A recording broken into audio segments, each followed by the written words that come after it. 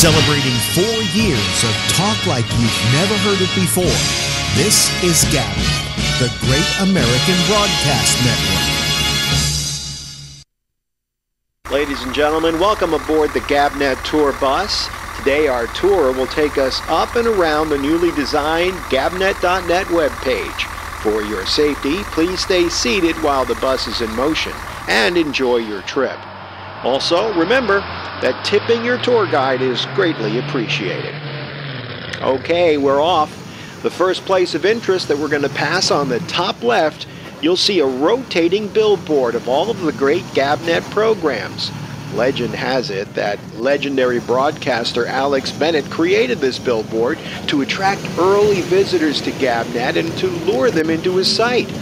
To this day, it's one of the top attractions on our tour. Up next, look over at the top right and you'll see the most recent video of Alex Bennett's Ramble. And if you're lucky enough, we'll see Alex interacting with the citizen panel. Always a tour highlight. Did I mention that tipping your tour guide is greatly appreciated? As we approach the bottom of the Ramble video, we see quick links to all the ways that you can connect with GABNET programs. Facebook Live, YouTube, TuneIn, Livestream, Vimeo, and the GABNET Roku channel. They're all additional stops that you can make if you choose to step off the bus. But remember, please tip your tour guide if you do, and then you can hop on the next bus. Here's another highlight on our tour. On the left side, you'll see GABNET On Demand. You can quickly access any of the most recent programs there. Clearly, a value spot on our tour because downloads are at no extra cost. Please give your attention now to the right side. Look at the complete tutorial on how easy it is to become a citizen panelist. By the way, if you're a Luddite, there's a phone number that you can use to dial in. Okay, we're nearing the halfway point on our trip. I certainly hope that you're enjoying it. Oh look, there's the convenient call Skype button that you can click on, which will automatically connect you to the citizen panel. So now we're turning down the center of the page. I don't want you to miss any of these attractions, so please pay attention. Up first is a link to the 24/7 feed. Now these are going to come fast and furious, so pay attention. Next is a quick note on how you can hear GABNET on Amazon Echo. Next, quickly coming behind that, and this is always exciting, a screen that shows Alex Bennett's Ramble when it is live, with a countdown to the next show. It's always fun when we pass and the show is live. We're winding down our tour of GABNET.net, but before we reach our final stop, it's important to note that there is a place for you to contact them with your comments. Let them know how you like GABNET.net and the GABNET programming. And with that, we wrap up our tour. Remember, as you step off the bus, to please be careful.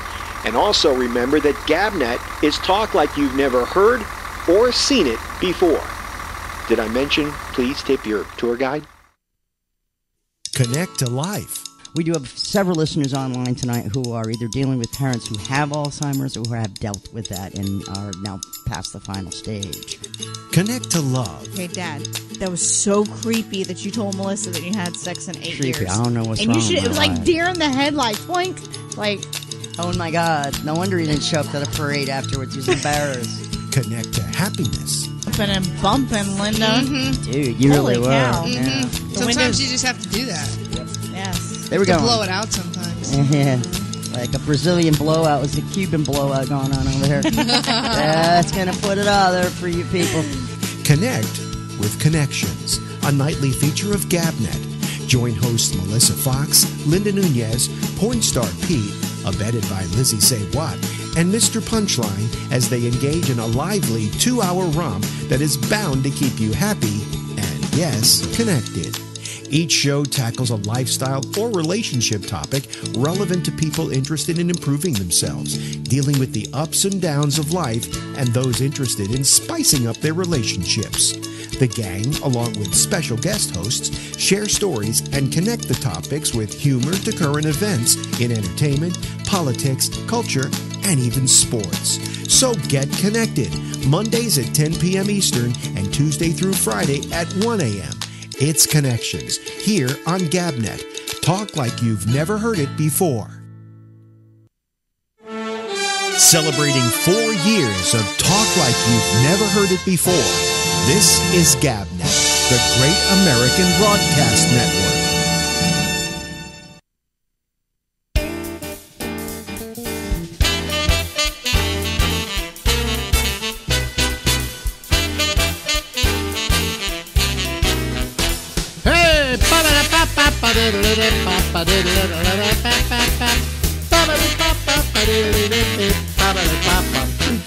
Hey everybody, it's Alex Bennett. It is the Ramble, and it goes from now until midnight Eastern Daylight Time, and we'll get to our citizens panel in just a little bit, but as always, we like to check in occasionally with an old friend of ours. Hello to Larry Bubbles Brown. Hi there, Larry. Hello, Alex. How you doing, Larry? I'm gearing up for fall and winter, which I hate. So, well, how about summer? You hate summer too? no, I like summer. And I like the light. everybody loves spring. Like, Yeah. See, I hate summer because it gets too fucking hot these days. Well, back where you are, we freeze out here in the summer. So I like when it's kind of cold. I guess part of the reason is I was raised in San Francisco, so I'm used to a colder climb, and that's what I was raised on. Okay, was the colder climb. So anyway, we have the old Mark Twain adage was. Yeah, we have some vacuuming going on next door because they've been doing some work next door, and I asked them to stop, and they at 1, and they did. So 1 is when we're taping this, folks. So what are we going to talk about for the next 25 minutes? Anything on your mind? Well, I was thinking timing is everything, and when TV started, what was the biggest show was I Love Lucy, right? Right. And sometimes I watch those reruns. Oh my God, they were horrible. Well, yeah. I guess the right place at the right time, but they made a fortune. No, but you know what they were? It was the right thing at the right time. It was at a time when this new nascent technology called television needed something to really put it on the map. Now, there are certain people who started most mediums, basically. I mean, if we have television, we have to thank Milton Berle.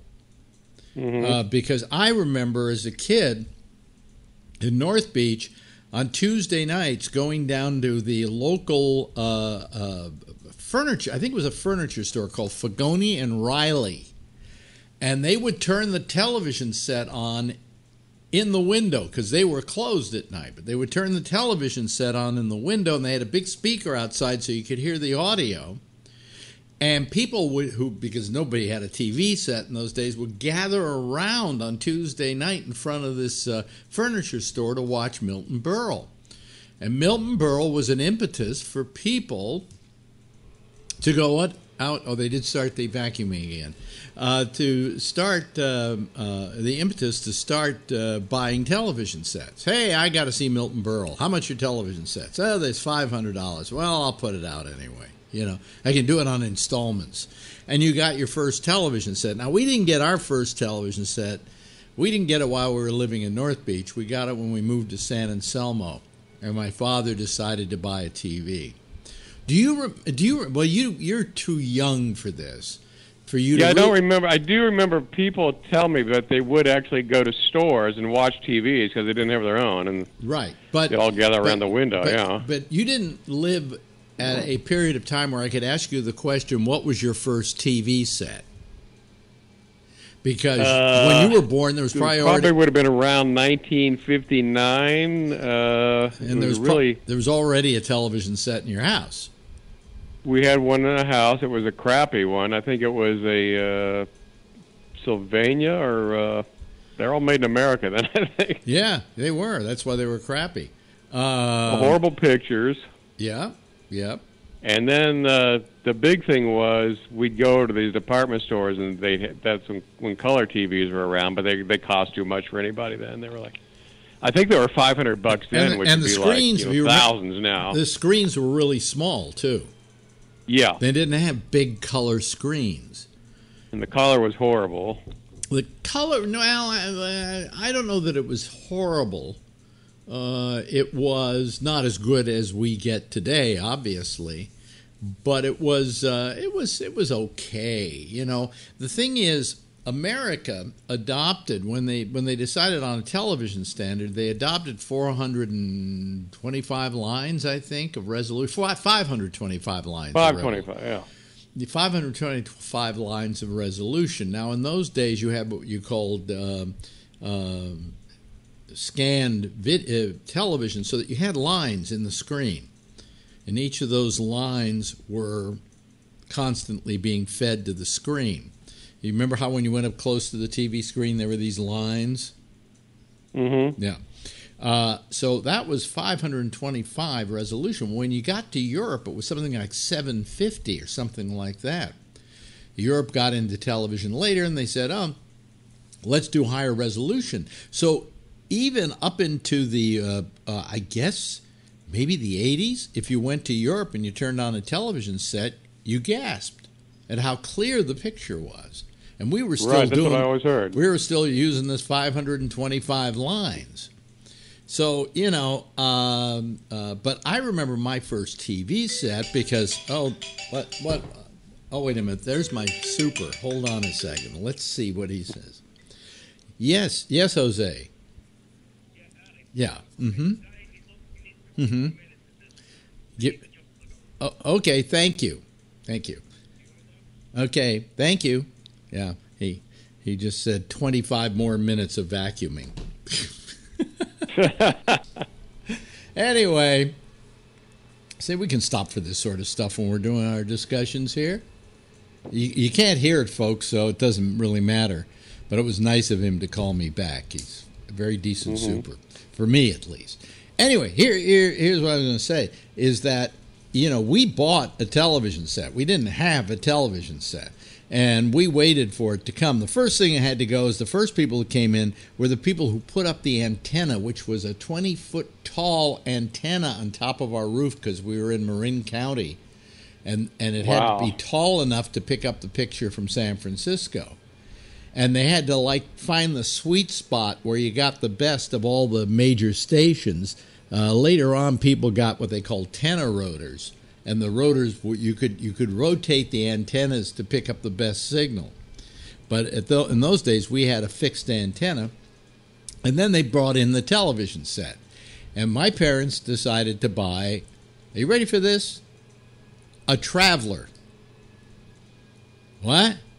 Who ever heard? Do you ever hear of a Traveler? No. Traveler. Travler. Traveler. And it was a nice set. It was great. In fact, as opposed to the click kind of things that you had for turning to channels, it had literally a dial that you could rotate, and you could kind of get a better signal if you tuned it just right, like a radio in those days. So anyway, and that was our first TV set, and I guess it lasted them quite a while because I remember my parents having it for several years, even after I moved out. So, you know, that was our first TV set. Today, you don't think about antennas on roofs because you got cable, you know, and you know, but antennas dotted the landscape. I don't know. You probably remember that, right? Oh yeah, sure. And then Milton Berle was. I'd read that in 1950, NBC signed him to a contract guaranteeing him $100,000 a year for 25 years, which at the time was a huge money. It was huge money, and 25 years, my God! And he kept getting paid for that 25 years, by the way. Yeah, even though he wasn't on, right? Yeah. And Milton Berle, for how, you know, and he was a mediocre comedian, I think, in a lot of opinions. But he somehow caught people's attention. And that show is the show that made television. That made people go out and buy television sets. And so, if you want to talk about who is the person most responsible for television, it's Milton Berle. Now, my parents bought the TV set because my parents loved Your Show of Shows, But that was long after we were watching it in the window of the Fagoni and Riley. I wonder why I remember the name of that furniture store. What street was it on? I can't remember the street now. I almost couldn't remember the street. I was trying to tell somebody about the earthquake, and that at a certain street, all the damage stopped because that's where the landfill stopped. And I couldn't remember the name of the street, and now I kind of remembered it, Chestnut Street. Yeah, it came up to, right. But why couldn't I remember that? I could remember Lombard, but I couldn't remember Chestnut Street. Yeah, Chestnut's a block over from Lombard. Yeah, and that's where, if you went to the earthquake to see the earthquake damage, there was no damage. It was all below that. Yeah, above, which was where you were. Above Chestnut Street, almost like somebody drew a line, because that's where, when they did the Pan American Exposition, they took all the rubble from the 1906 earthquake and dumped it into that area. Mm-hmm. They dumped it into that area, and then they built the 1916 Pan American Exposition on that spot. And then after it was gone, except for the Palace of Fine Arts, which is still there, which was one of the smaller structures, by the way. I've seen pictures of that. The stuff they built for that would look incredible. Oh, it was huge. I mean, the Palace of Fine Arts, which you go to and you go, wasn't that huge? It was small compared to everything else. But anyway, when the Pan American Exposition was over, all this stuff was built with plaster of Paris, so they just knocked it right down, except for the Palace of Fine Arts. Knocked it all down, and they built homes on that land. And then, of course, the Loma Prieta quake comes along, and everybody finds that the area is liquefying because it's shaking so much that liquid is coming up. It wasn't prominent, but it was enough. And it was a very bad place to have a home, oddly enough, in case of an earthquake. But it was built on the rubble of the 1906 earthquake. So we should have learned our lesson in 1906, right? Yeah, well, we'll get hit again. Oh, you're not only going to get hit again. They have problems now. In San Francisco, they had a thing where you couldn't build a building taller than, I think it was 20 floors because of the earthquake factor. And now they're building them what? How tall is the newest buildings? They've got that thing called the Salesforce, which they're having problems with that. That's got to be at least 60 stories high. It's huge. But you can't do that in San Francisco. And so this thing is starting to lean and crack. Yeah, as is the Millennial Tower, a couple blocks over from that, has been cracking for about a year now. And now this brand new building's starting to crack. And it's leaning. It's leaning. Now they're hammering next door. It's leaning.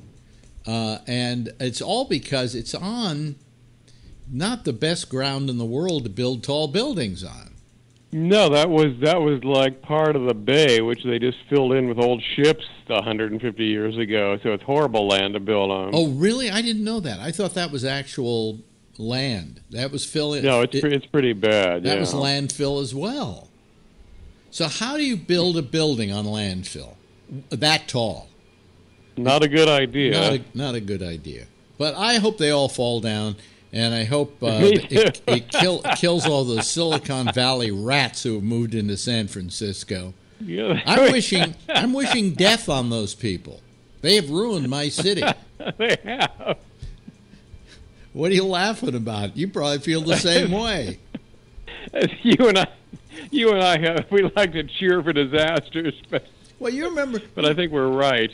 You remember the big thing I was trying to tell everybody to do to tourists in San Francisco, because I found tourists to be disgusting. They clogged up the streets and everything else. Is that if you meet up with a tourist, spit on them. And after a while, after about 100 people get spit on, the word's going to get out, don't go to San Francisco. You may get a lung projectile heaved in your face, you know. Yeah, but get the techies out of here, God. Well, you know, I mean, in a way, it would be wonderful if they didn't try to change the city into their own image. This is sometimes the ruination of places. There's a wonderful town, which you know of because you work at Throckmorton occasionally, called Mill Valley. Mm-hmm. And Mill Valley is kind of quaint in its own sweet way, but it's really overly quaint from the way it was when I grew up there. And it was just a really nice town. And then all of a sudden people moved in from, you know, Missouri and other places and put their imprint on the city, but they wanted to make it extra cute. You know what I'm saying? Yeah. So I hate it when these people, I don't mind if these people come in and move in, don't change the nature of the city. And they have. Yeah, a lot of people in Mill Valley now. Get rich people move in there. They buy the quaint house and they tear that down and put up a McMansion, which looks hellish. Yeah. So I mean, I just hate what these people do to San Francisco because they have no respect for what it was. San Francisco is a very unique city. Had its own architecture, had its own feel. Beautiful town, wonderful town. And very few high buildings. It looked very Mediterranean, and then, it's not meant for high rises. I had people who were world travelers who say San Francisco reminded them of London. Not just for the fog, but actually the London fog, you know, the whole thing about the London fog, London doesn't, I think, indigenally have a lot of fog these days, but the London fog became famous because they had a smog outbreak in London years ago, and it was killing people. And that's where they came up with the idea of the London fog, you know, and they made it very romantic, the London fog, but really it was the London smog. Yeah, I think in 1950 it killed about 5,000 people. Couldn't see your hand in front of your face, you know. Yeah, it was bad. It was. Yeah. But anyway, so but they said to me, hey, this town reminds me of London because it's a Victorian architecture, a whole bunch of stuff like that makes it feel like that. It was just a great city. Now I haven't been back in since I got married, which is 8 years now, something like that. Yeah, well, if you come back, you're going to be horrified and heartbroken, I think. Yeah, that's what I'm told. That's why I haven't gone back.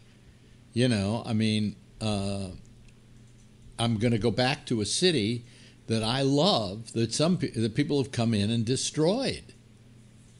You know, and everybody, I mean, everybody's complaining about this who are tried and true residents of that town. And so we got to do something about all those techies, and I think maybe spitting on them would be a beginning. That's a good start. That would be a start. You know, like you see one, you spit on them. You know. What would Herb Cain do? No, go back to Silicon Valley because that doesn't have any flavor to it. That was built up. It used to be that I remember years ago, if you traveled from San Francisco to San Jose, there was a big area in which there were no homes, there was no real population. It was just, you know, farmland. And then you got to San Jose. Now you can go from San Francisco to San Jose, and it's just, you know, one community after another. It's all filled in. Well, all that being filled in really doesn't have its own flavor. You know what I'm saying? Like San Francisco.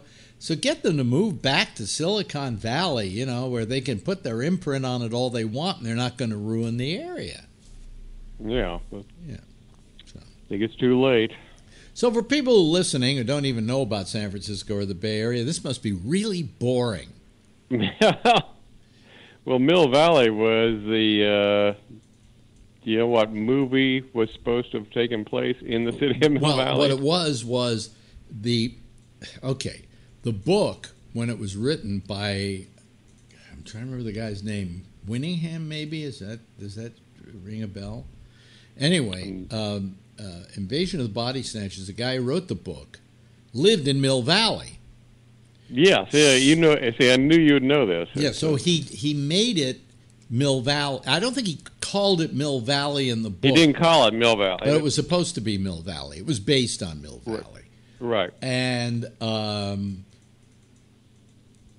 which, you know, when you say the name Mill Valley, to you and I, we just spout it out like it's a name, right? We don't even think about it. Mill Valley. What does that mean? People are listening. Mill Valley. What must Mill Valley be? Anyway, so then they made the movie Invasion of the Body Snatchers, and while they didn't film it in Mill Valley, it was supposed to be basically Mill Valley. So, yeah, that was the town. And now they do have those pod people walking around. Exactly. Fiction becomes truth, you know. It's the way it is.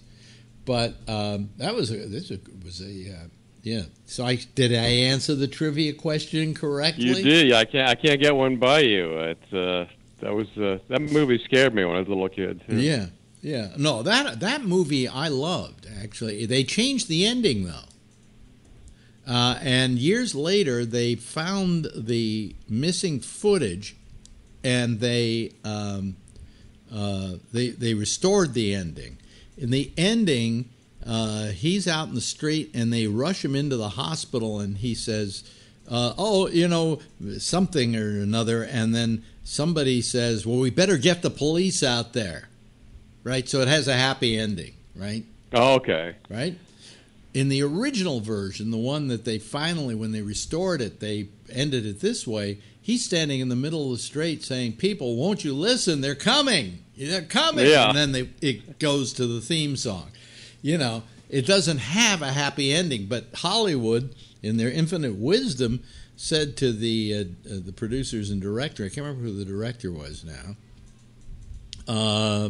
you guys, let's make this a little happier. Let's give them hope, you know. Okay, all right. So they did the thing where, get the police. Let's go out to, I don't know, whatever the name of the town was, Santa Clarita or something like that. And there's something happening there, you know. This guy isn't crazy. So that was the original ending. So I like that's the newer ending. The original ending I like better. So because and you would like it too because it means the loss of all hope, and that's something we believe. Exactly. That we believe. And you know who had a bit part in there, who later became a famous director? Well, I'm going to take a guess. Okay, I can only take a guess. Robert Altman. Sam Peckinpah. Sam Peckinpah. Yes, he wasn't a bit part.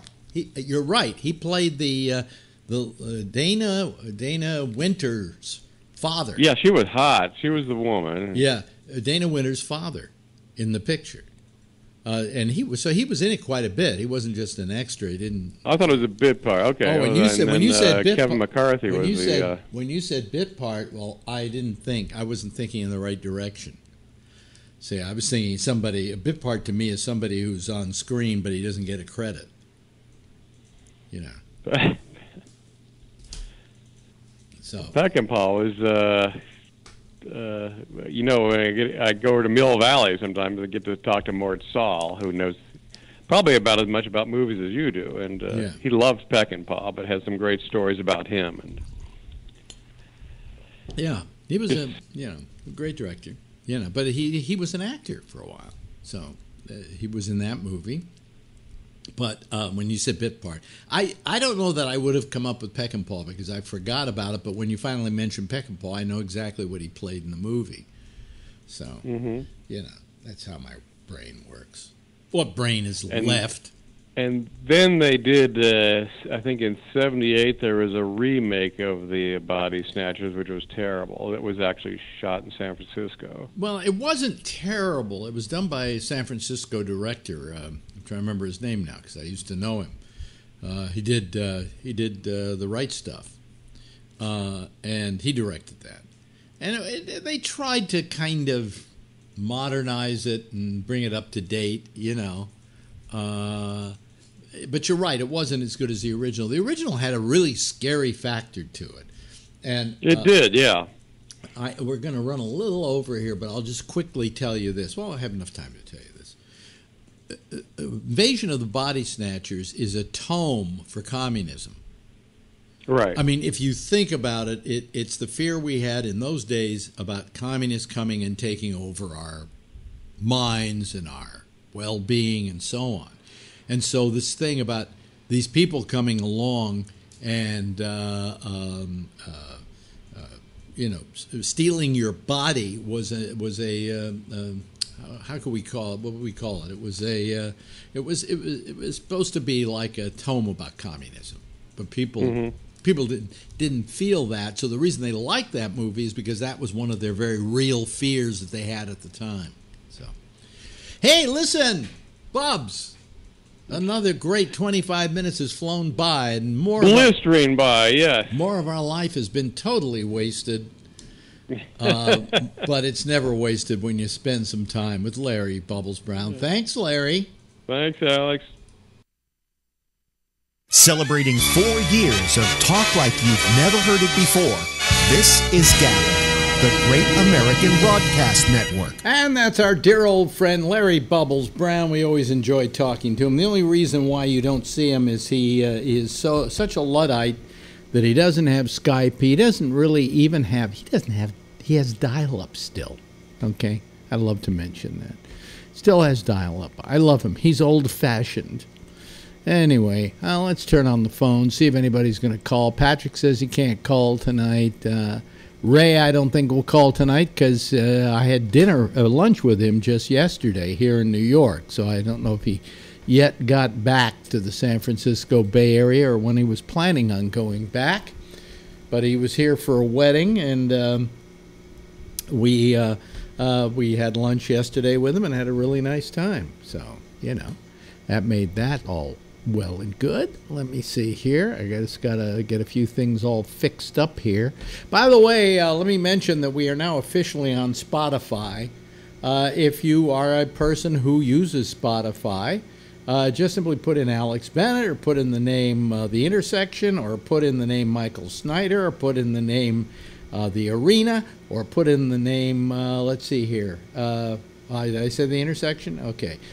So far, Damien isn't up, and the reason he isn't up is that I told him I'd do it for him, but he said, I'll do it, and I don't know if he's done it yet. So and there's no way of me to tell unless I'm able to. I tried to bring it up, and it didn't come up, so, but we will get Damien on there either when he eventually decides to do it or just says, okay, Alex, you do it for me. But anyway, we're on Spotify, and we're lost in the jungle that is Spotify. I mean, people say, "Oh, well, there are 230 million people who use Spotify every month." And I went, "Yeah, well, more, and then how many podcasts are there? And the number of podcasts there are is extraordinary." And so we get lost in the middle of all of that. So we'll get 2 or 3 listeners from it, I'm sure. Hello, Phil. Hey, Mr. Alex. Yeah. You're a little out of sync until somebody else calls up, and then you won't be out of sync anymore. Yeah, well, my mother used to wash me in the sink. Well, no, that's fine. Actually, you'll look fine now. You'll look fine. All right. I don't know if these pills are working for me. They certainly are not a problem for me. Yeah. But my toes still ache and, things like that. So. Yeah, when are you going to try the chiropractor?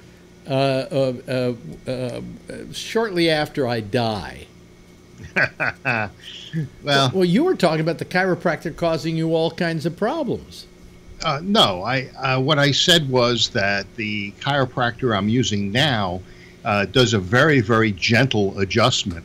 You almost don't know that you've been adjusted. I don't know that the 20-some-odd, 30 years I've been going to a chiropractor had caused any issues, but they keep telling me that most of my problem is musculature. and you don't have any. Yeah, well, I've got to build them up, and especially in my neck. What's happening is I've lost the curve in it, and so my head leans forward. And that, like old men, you see them kind of slouch forward. Well, I'm in the first stage of that, and I'm doing my best to correct it. Oh, I'm way into the 10th stage of that now. I walk slightly slouched over. Slightly. Yeah. Girlfriend is always nagging me. She is the ultimate nagging wife. Let me explain that so that she doesn't get mad at me later when she comes home. What do you mean I'm the nagging wife? She's always getting on my case about something. I guess that would be a nagging wife, right? Yeah, it could be. Yeah. Or maybe she loves you. Yeah, but I mean, it's things like it's like okay, we have this dining room table, and I decided to set up the old iMac to see if I could kind of resuscitate it. And it looks like I can't because the hard drive, it seems, is trash. But the only place in the house I had to work on it was the dining room table. Now, when we're talking about dining room table here, we're not talking about your normal dining room table. This was like some kind of table that was outdoors and was weathered and all of that, and she had it kind of varnished, but it's got all kinds of nicks in it and things like that. It's very nice. That's called patina. Yeah, it has a nice patina to it. And it really looks great in the kitchen, but it isn't, and I'll say this again, it's got all kinds of nicks in it already, and she says, if you're going to use the mouse, put down a pad for it so that you don't nick the wood. And I'm going, what? Well, this wood is all varnished. It's already pre-nicked. You don't want to nick the varnish. No, well, it's already pre-nicked. You should see it. You'll see, and plus, mice don't have a roller anymore. They don't have any surface that actually impacts the table. Right? Yeah, mice don't have rollers anymore? No. Don't have little balls? No. No. They've been taken away by the Me Too movement. I have a trackpad, and I love my trackpad, so I haven't seen a mouse in a long time. I've never been able to get used to a trackpad. I've tried. You too, Brian? No, I couldn't get used to a trackpad, but I do like the ballless mice. There are no bald mice anymore. He was talking about ballless. I like ballless mice. Oh, you like ballless mice. Okay, so you go around. The mechanisms, they get dirty and they need clean. They would need clean. Yeah. Well, I mean, they just don't do that anymore. All of them have infrared in them, Well, I got a trackpad when I got the Mac Pro, and because it came with it. And so I've been using it, but it's not as exact. I'm going to go back to my Wacom. I have a small Wacom with a pen. Wascom, I think it's called. No, WACOM. Yeah, WAOCOS. Wacom? Yeah, WACOM. Yeah. Yes, Brian?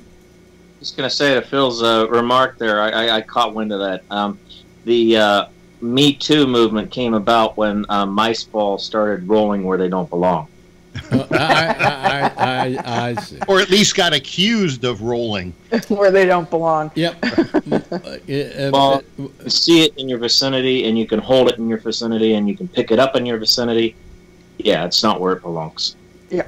There you go. Well, unless you want it there. Yeah, but mice don't have balls anymore. Never mind. In fact, neither do men. They stopped having balls.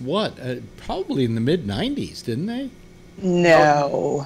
What are you talking about, men or mice? Mice. Or maybe men are mice. But even the ones that were infrared still had like a cord attached to them. Oh, those kind of mice. And now they're all wireless. Now they're. I would think you can't buy a wired one anymore, can you? No, I don't think so. Really? But they called them mice because they had a tail on them. Basically. Right. And so that one. But the thing I hate about the Apple mouse, Apple is really very intuitive and very cool, right? Like they built this wireless keyboard, and then for charging it, they have the charger on the back. So what you can do is you can plug in your lightning plug into it and still keep using the keyboard. Where on the mouse did they put the lightning connector? They Oh, put on the lightning no. connector right You have there. to roll it over so it's on Right- its back. Right there. You can't use it while it's being charged. If they just put it like here or something like that. So but they didn't rude. want to Or in the back, They did- on the side, on the side, in the front or the back. They didn't want to have Oddly to. enough, I wish they'd do that with cars. Where the gas tank would be on the back or the front of the vehicle. That way, people wouldn't have to clog up the lines and gas. It's Apple going. We don't want to ruin our wonderful. I've noticed some are, but not enough. It's Apple going. We don't want to ruin our wonderful design. I used to have a car. I can't remember which one it was, but you took the rear license plate and you moved it back. down. It was on a hinge, and that's where you put the gas in. A Jaguar or an MG? No, the MG had it onto the right side of the trunk. I had one where it was on the back of that trunk. Oh, that's because you had an MGB. I had Why an can't MGA. automakers get like tax breaks for doing shit like that? Make it factory standard. Yeah. Well, they're still trying to figure out how to get people on a plane without them killing each other.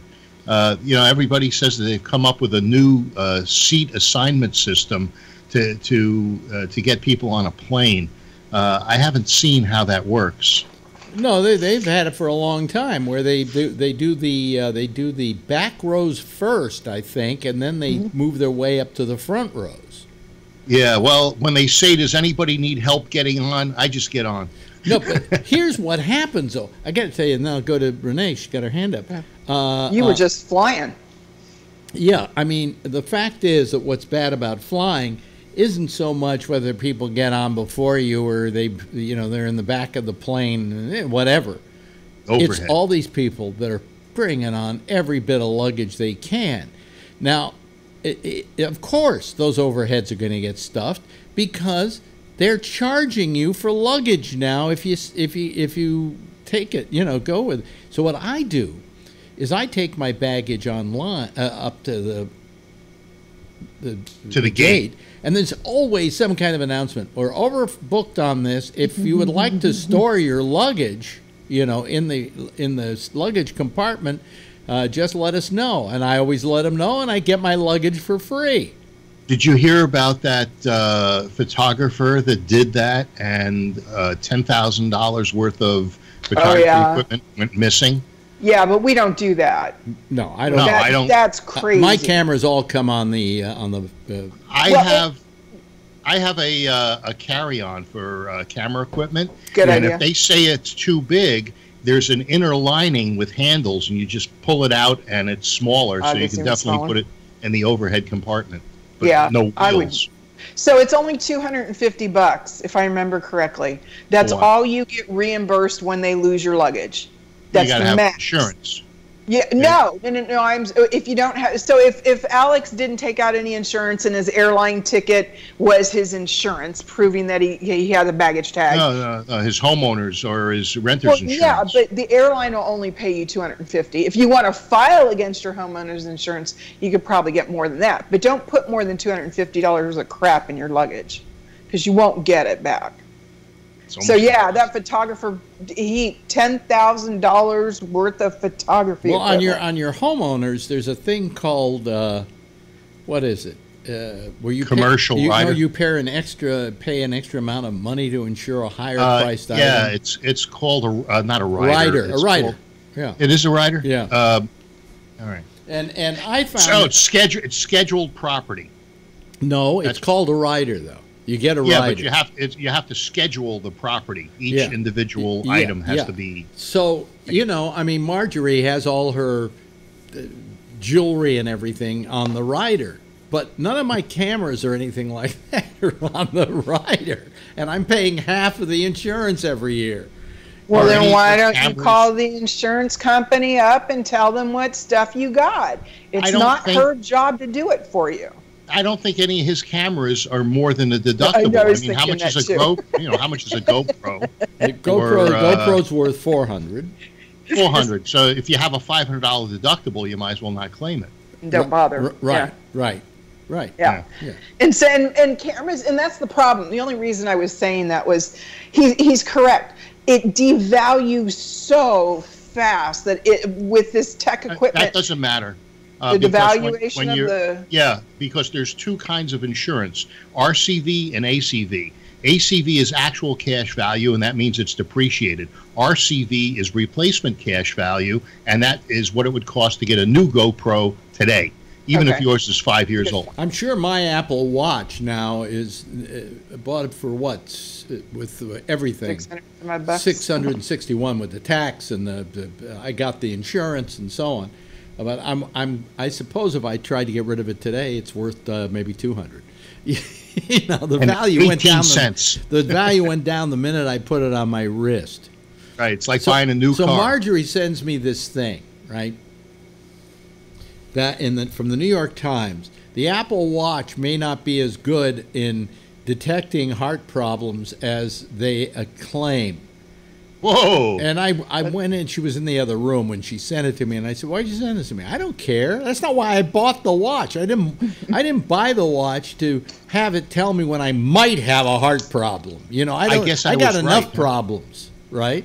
No, I don't think. No, you're not right. What it was saying essentially was there are so many false positives in that sort of thing that there might be an undue amount of people going to their doctors when they don't need to.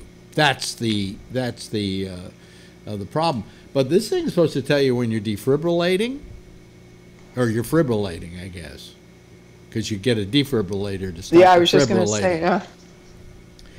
I think that this is just the beginning. It may not be great right now, but I think eventually, if you're able to wear around your wrist something that is predictive of some heart condition you might have, that's pretty good. You know, we're going to save a lot of lives.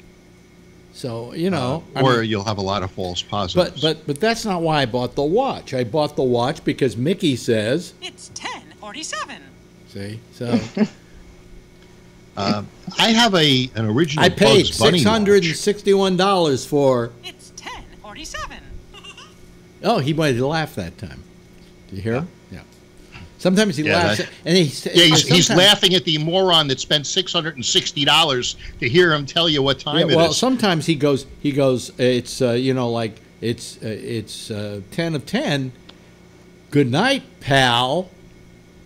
I don't like being called pal. You know, it's better than being called chief. How you doing, pal? It's 10:48. No, you laughed that time. Why didn't you like being called chief? Oh, no. Chief is, there's a commercial out that, I think it's a Geico commercial, where the guy is saying he's becoming his parents, and and he's calling people chief, you know. Yeah. Now I remember. You know, I mean, you like your watch, don't you? Yeah. Okay. And matter of fact, I'm thinking I'm going to up my activity because I'm blowing through the 300 calorie point. I'm going to change. Now I can see that I'm blowing through it without a problem. I'm going to change it to try to burn 400 calories per day. Wait a minute. My old watch, the Series 2, that does that.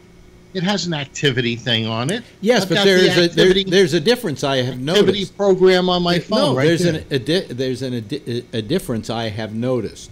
Yeah. I got more calories burned today, and I went and worked out. But before, it didn't measure my workout, and now it is taking into consideration my workout. So today I burned over 400 calories because I worked out. Well, and that was kind of the question. Is it that I'm really blowing through that many calories, or is it just gotten that much better in detecting all of my emotions? It's gotten better in detecting your emotions because before it was receiving all its information that it got basically from the phone. You know. It wasn't tracking from the wrist. Let's see. Today, how much did I do today? Activity. So far, I'm really burning through them today. I'm at time to stand. It said I have to stand. Yeah. And you listen to it? It's my master. This is the independent thinker that I've known to. Wow. Going to Costco, I burned like 7,000 steps. No, that was how much was in the cart. Well, I have, let's see here. Today 6,356 steps. Today I did, wait a minute, what is it, 500? What? How much? 635 calories, burned 635 calories. It's really good. And my exercise is 34 minutes out of 30 minutes that I have it normally do. That was when I was on the bike. Standing, I need to stand some more today. Total steps, 6,076 steps I took. Damn, he beat me. Yeah, and I didn't. 6,076 steps. I didn't even. What is that? I didn't quarter even. Of a mile? I didn't even leave my apartment, so that's how big it is. Wow. No. So I went to Costco, had 6,356 steps. He stayed home. Well, and I went down the street and worked out. Okay. Oh, okay. There. Okay, that makes me feel better. I'm thinking that's a cavernous place. But I have. So how many miles then? Because I only have 3 miles. Well, the miles are, let's see, 3.2 miles. If you think a step miles. is a foot, then that's and 6,000 steps would be a mile, right? Well, 5,280 feet. What time is it? It's close. 10:51. I'm being obnoxious with my watch. So Phil, have you even taken that 2 back to the Apple Store yet, so you can see compare the difference yet? I don't like wearing it. I stopped wearing it. Well, and then that brings me to another thing. I mistakenly bought the new watch with that material band that I have somewhere. Absolutely. You're a material girl. It was disgusting. It wouldn't stay put. I hate it. Go get one of these. So I went to Amazon and got a fucking $10 band. That's and right. It's perfect. That's right. This is a $15 band, and it's like the the Link. I like the Hermes band. You like those? Hermes. Yeah, I thought that was nice. The double wrapped or the non-double wrap? I hadn't looked that closely. It was the one that had a nice clasp. It was kind of a beige, not beige. It was like a tan. It's a nice tan leather. Yeah, I love it. I love this one I bought for $15. I've been using it for a couple of years now, and it's perfect. It's the Hermes knockoff is $35 online. It's like $400 at the Apple Store. Yeah. Well, then shit, buy that. Because you know what? Phil, I hated the band that you got, but when I got the Nike band, it was much better because it has a bunch of holes in it, and it was. I looked at nicer. that. Yeah, I looked at really that, but made a difference. I won't buy a Nike product. No. Just go online and buy a cheap one. Oh, why not? I heard Phil? him. I heard him. Yeah, I'm just gonna ignore him. Yeah. Hey, I won't purchase a Nike product. I went buying workout clothes the other day. The guy says, "Ooh, Nike." I said, "No Nike." Oh, but way to represent the racist. Yeah. No, how about support the police? Like the police use, well, I don't know, maybe cops do use New Balance shoes, but I doubt it. So you support people that kill black people, huh? Well, yeah, sure. Doesn't everybody? No, we don't. No, not really. No, none of us. Just pigs. Yeah. Well, it goes both ways. I have a lot of respect for people, but I don't, and I do respect police officers, and I respect their job, and I don't respect people that disrespect them. I don't really respect the police. People by default, Bill. Yeah. I don't respect people by default. They must earn it first on an individual case-by-case basis. Very good. Ryan, I don't think anyone could earn your respect. That's not true. Right. Not a lot of people could. Do I have your respect, Brian? Yes, you do. See, Today. Phil. Today. Well, I said people.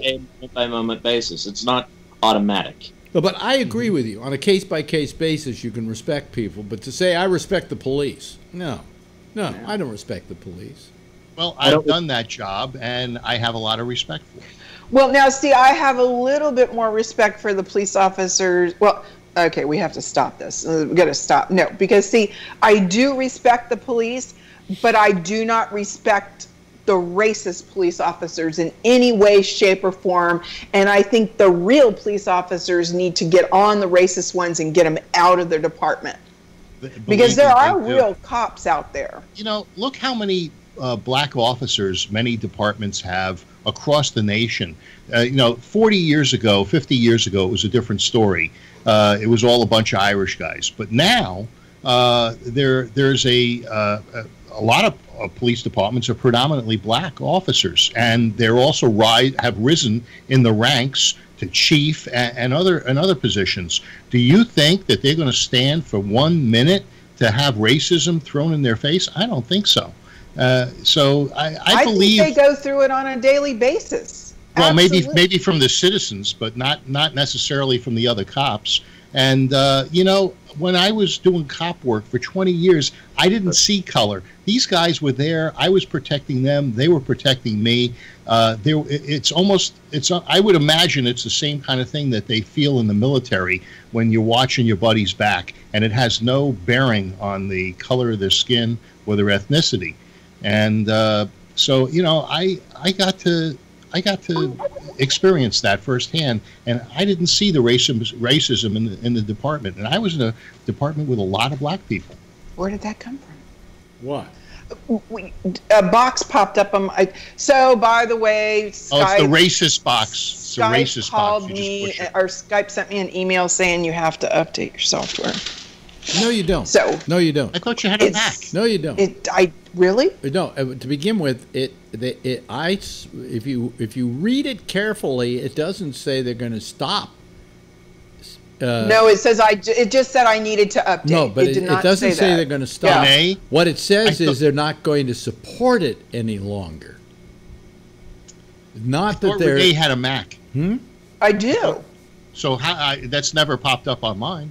No, it's an actual email. She got an actual email. It wasn't a They're trying to do it. I'll tell you, I am on I'm monitoring a forum that they have on Skype, and I think I've gotten maybe 1,000 letters that have notes that have gone to Skype about how bad their new system is, and how they should keep the old one. I mean, and it's like Microsoft isn't paying attention to any of these people. Have you ever seen these complaint forms that some business have, and there's a barrel you can throw them in that says trash on it? No. Maybe this forum was set up and Microsoft never looks at it.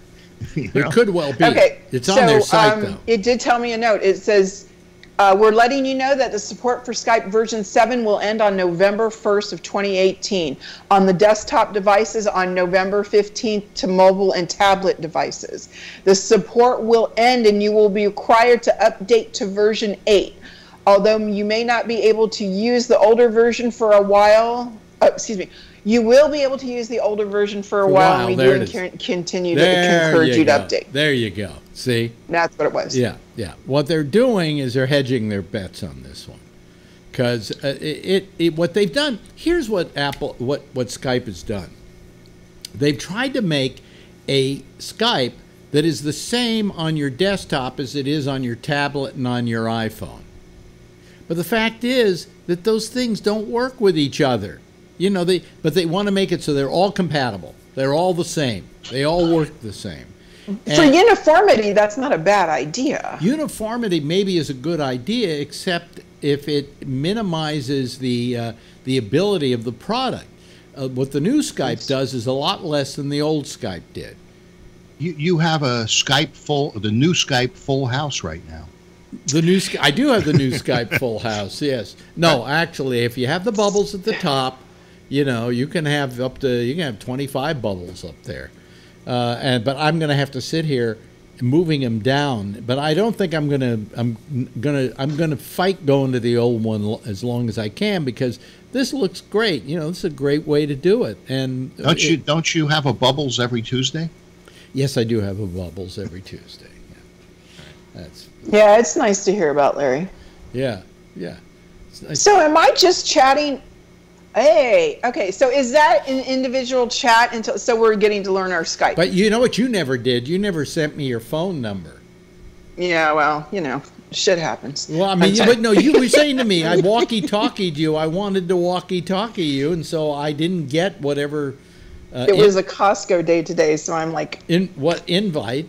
And so I said to you, just give me your phone number, and I'll just walkie-talkie you. You know, instead of walkie-talkie, does it do semaphore? Yeah. Ship well, you know flags? what's stupid about the walkie-talkie? Do you remember phones a few years ago that worked? I had a Nextel. Yeah, the Nextel. I love that phone. It did Those that. were the greatest. but they always worked well. Oh yeah, They were the greatest. Until Sprint bought them, they were great. I had a Nextel 1000. It was a flip phone with the walkie-talkie, and connectivity was wonderful. You didn't need a phone. You know what Right. you know what I just discovered in like the last couple of weeks? There, Alex Bennett. Is the AirDrop. Yeah. Love that. Where I can I've be used that near, for a if I'm while. near you with an iPhone, I can take my iPhone and I can go to like pictures and just send one right to your iPhone if you're near me. Yeah, That I've could be used that for a dangerous. long time. No, but that's how I know. But I didn't know that. Yeah. You know, yeah. and so a girlfriend would always say to me, "Oh, so and so, send me Ray Renati's phone number," and I went, "Oh, okay," and then I'd send her an email with the number in it. Instead, she was in the room. I could have just taken airdropped it to her.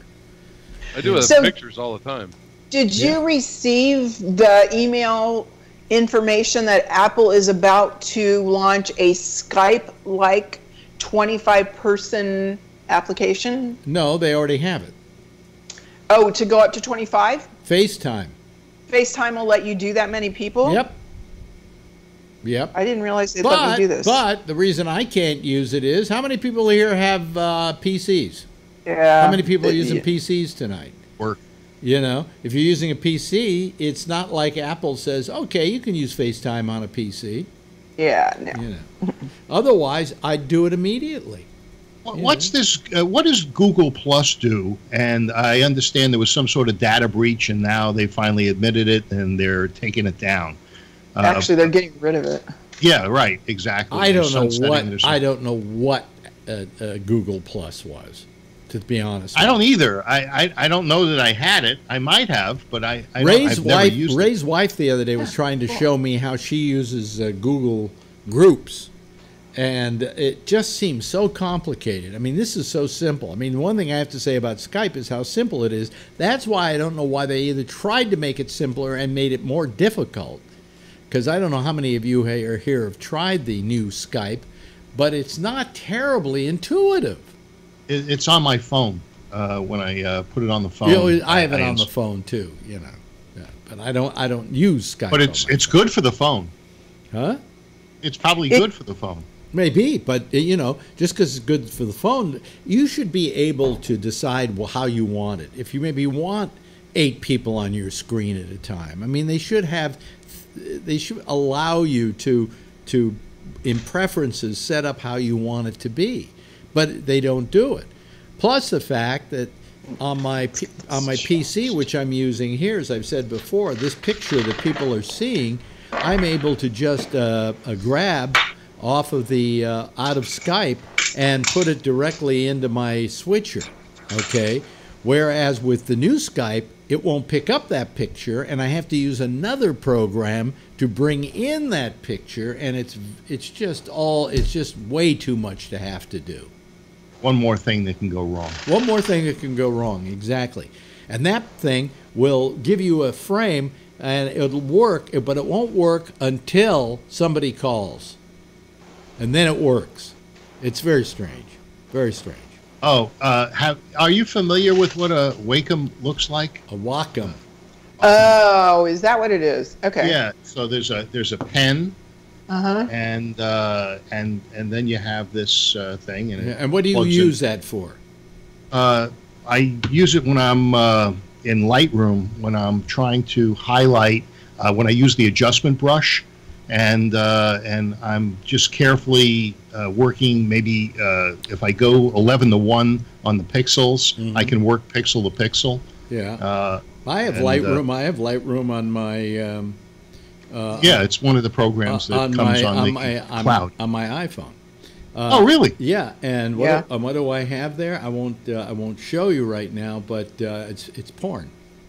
Well, it's the pictures that Ann took that I've been looking through and doing some stuff with. And also, I have a lot of other.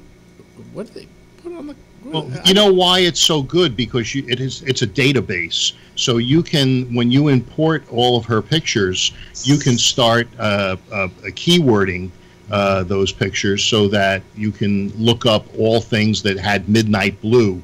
You could look up all things that had certain celebrities. So it's. Do you know how to keyword in No, Lightroom? but what's happened here is it's also put in just all my photos from my library. I don't want those. Well, you probably okayed that. It'll ask you if you want that, but you don't want that. Where does it ask that? Probably when you installed it. Yeah. You mean it on the computer or on my iPhone? I'm not sure because I never put Lightroom on my iPhone. Wherever you made your subscription at. So did you do it through iTunes? But I'm guessing that's not where you would have done it through. So it has to be your desk. I would think it's your desktop. It's probably my desktop. Yeah. The spelling. It's not so much that it's a Apple intuitive program because it's Adobe, and they don't like each other. Yeah, it drives you a little crazy. Let's see, cloud storage and sync. What is this? Backed up? No, available cloud storage. 991 gigabytes. I've got 179 photos backed up on their thing, and yet it only used up what? Oh, you know what? When in Lightroom, you choose when you import, you choose where you're going to import it from and where you're going to send it to, and so probably. What was on your phone was a import option. It was maybe it's a representation of what it sees on the left-hand side on a desktop. There'll be at the top corner. There'll be a drop-down thing where you can say, "Oh, I want to bring it in from my phone. I want to bring it in from my hard drive, or I want to bring it in from my Apple library." Why do I have it? Oh, here's import. Videos, no. Photos from camera roll. That's it. Turn that off? I would imagine, if you don't want to do that. Okay, let me see what happens now. Well, let me see here. How do I... well, I can't... oh, there we go. No, it's still there. It's still there. From my camera roll. Yeah, I'm not familiar with the mobile version. It didn't take all my pictures. It just took some of them. No, that's not what I wanted. Oh, well. Forget I have a friend that wrote a book called Creative Workflow in Lightroom, and I'll call him tomorrow and ask him what's going on. I don't think that's the website. Yeah. But anyway, so we're talking tech here, and to believe it or not, we got quite a few people listening. Yeah. So anyway, I'm happy with my Apple Watch. Very happy with it. Well, so now the cellular part is the best part because I went to lunch yesterday and I didn't take my phone with me. I just had my. You didn't have to. Yeah, but then I realized I wanted to take some pictures of our lunch and I couldn't because there's no camera in the Apple Watch. Really? Wow. Yet. You bet that's got to be the next thing they will put in. Yeah, but if you had Google Glass, if you had Google Glass, you could take a picture. They don't have Google Glass anymore. Well, they do, but it's not don't. for consumers. No, they don't. You're evil. They're using it in medical, in the medical field. Oh, really? So all the other doctors can laugh at the doctors who are using it? Yeah, pretty much so. But if you're doing something, you can see information and. There's a lot they can do with it. But by the way, I started watching a show last night because I thought it was the one that my ex-wife mentioned to me, but it may not have been. But it was on Hulu, and it's called The Resident. Turns out it was on last year, and it's going into its second year now. And it's one of these hospital dramas. But it's better than most hospital dramas because That's because it's not on network TV. It is on network TV. Well, it's on Hulu, right? It's on Fox. Web-based. No, Hulu is where I watch it, but it's a Fox program. It runs on the Fox network, and they deal with things like one episode managed to deal with basically, the fact that healthcare is very commercial, and the hospital doesn't want to pay the $2 million it's going to take to give an operation to an uninsured person who got sick at their hospital, who also happens to be an illegal immigrant. That only all if in one. Only if that, he's a Democrat. That all in one show, and I thought it was terrific. I thought it was just terrific. Did you hear about the DMV? That they just found that the DMV incorrectly registered a number of illegal aliens to vote? Nah. But you know what? That's voter registration. Big deal. Once you get the database, you can clean that out in a Oh, heartbeat. by the way, Phil, did you see the latest at Better Call Saul? Yes. Oh, wait a minute. Let's make sure we're not going to spoil it for anybody. I don't give a shit. If you haven't seen it, fuck you. Okay, yes. Now, my question is, what are they going to do with that hole now that the German guy's that had it? I don't know. I don't know. But what we found out what at was the the hole end, for? No, what we found out at the end was how he got the name Saul Goodman. The phones? No. He turns around to her and looks at him and says, "Saul Goodman." Oh, really? Yeah. Now, this is the episode I just saw that had the library that he put on the he donated. Yeah. But at the very end, he turns around to her and she says, "So what are you going to do?" He says, "It's all good, man." Son of a bitch! I know I stopped it too soon. Yeah. Okay. Saul, I'll have to go back to the last 5 minutes. He gets his legal lawyer's license. And the last, she says something like, what do you mean? What are you going to do? Are you going to get a new name or whatever? And he looks at her and goes, "Saul Goodman." Yeah, well, I thought that they didn't give him the lawyer's license, and he was doing all of these things to get it. You didn't watch the end of the show where he gets his license back? I guess not. I guess you didn't. Okay, well, I'll watch it. It's not a spoiler. I mean, I'm glad he did. We knew that at the end of the season he was going to metamorphosize into Saul Goodman, but we never figured out where that name came from. And he says, "Saul Goodman." Well, I thought when he was dealing the burner phones, when he was selling the burner phones, he called himself Saul Goodman, but right. The reason he picked it is he looked at her and went, "Saul Goodman." Oh, okay. Very good. Was this the final episode of the season? Yeah. Oh, son of a bitch.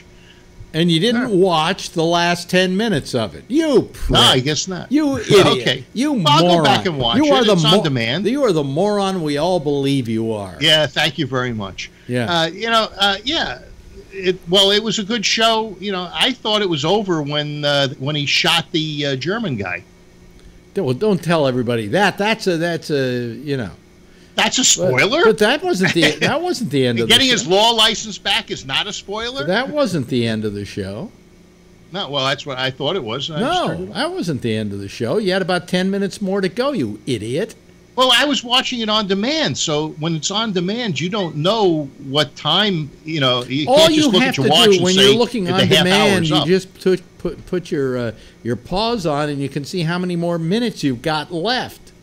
Ah, okay. Okay. Well, I was watching it. As Bugs Bunny would say, what a maroon. Yeah. When I was watching it, I fell asleep. And so then I tried to watch it again this afternoon, and I got busy, and then I came home and I watched it, and that's when I thought it was watch over. the last 10 minutes. Yeah. Okay. Oh, see, that was it. That's when he goes in and gives his plea to this committee. Oh, geez. Okay. That's fantastic. Yeah. So, and then he gets his license back. And he says, his scam worked. He says to them, well, we all knew pretty much he was going to get his license back. He had a letter from his brother that he pulled out of a book. Yes, and he says, "I'm going to let my brother speak for me." Yeah, that's part of it. That's part of it. Okay.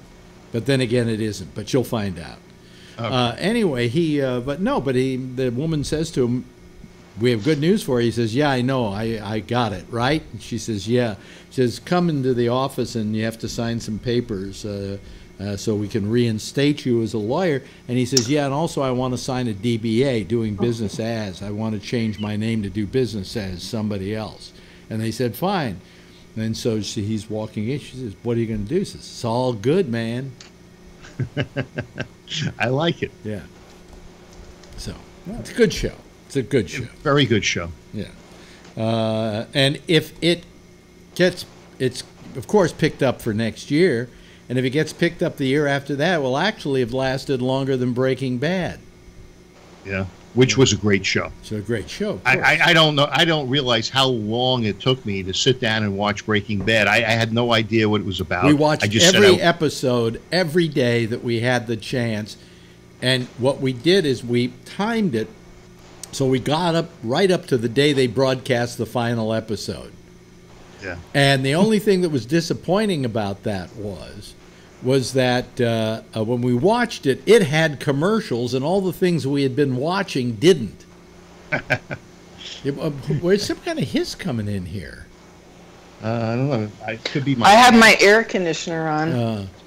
Well, it's Hawaii. You got to have an air conditioner on.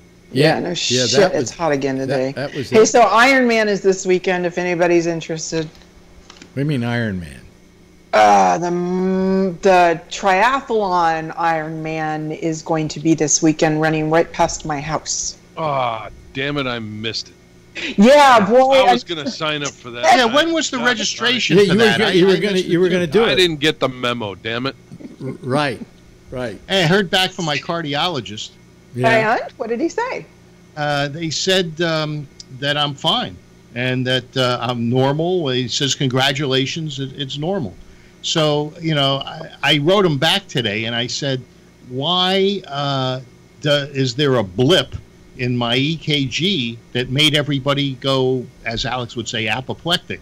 Mm-hmm. And so they haven't answered me yet. And I said, and does this mean I'm cleared to scuba dive? So yeah, you're going to have to get that signed off. Yeah. Yeah, they're not going to let you down with that. Good point. Well, I could lie, but I don't do that. Yeah, not going down. So, may I change the subject? Sure. Yeah. Kevin, tell us about it. Tell us what happened. What's that? Tell us what you won. Tell us what happened. Oh, well, I got best of show for my pretzel buns at the San Benito County Fair. Really? Congratulations. Yeah. Congratulations. My buns won. Your buns won. Wow, that's terrific. I had everybody looking at my buns this weekend. Really? And grading them and tasting them and now, wait a minute. Yeah, this was where again? People were tasting my buns. This was where again? I'm so domestic at the county fair. At the county fair, which county fair? San Mateo. San Benito. San Benito County Fair, and bunch of Okies out here. And you won for best buns. Pretzel buns. Yes, pretzel it was buns. a class of yeast rolls. And I made them. Got up at 6 o'clock in the morning. It wasn't in a category called pretzel buns, was it? It was in a category of breads and yeast-made items, I guess they'd call it. Yeah. Still, he won. That's great. No, that's terrific. Yeah, I beat out a bunch of old ladies, man. They were all pissed off at me. Santa Claus beat up the old ladies, huh? They were all looking at me nasty when I went to pick up my ribbon. Did you wear the red outfit when you did the presentation? What's that, Brian? Brian? Kevin, don't feel too badly. Those old ladies are just showing you their cum faces. Oh. Where did that come from? I don't know. No pun intended. To answer your question, where did that come from? Every time somebody gives me a dirty look, that's what I'm tempted to say to them. Oh, are you showing me your cum face? You say that a lot then. They're already pissed off at me. Well, the nice way of putting it would be O face. Oh, damn it. Okay, so whatever. But you get my point. Now, here's my question. I have a question here, photos. and this is going to get Renee not agitated, but it'll get her really active here. Who are better cooks, men or women? I don't think it's got a gender issue attached. I think it does. Most of them. No, see, so that goes back to black people can't swim because you've never seen a black person. They can't ski.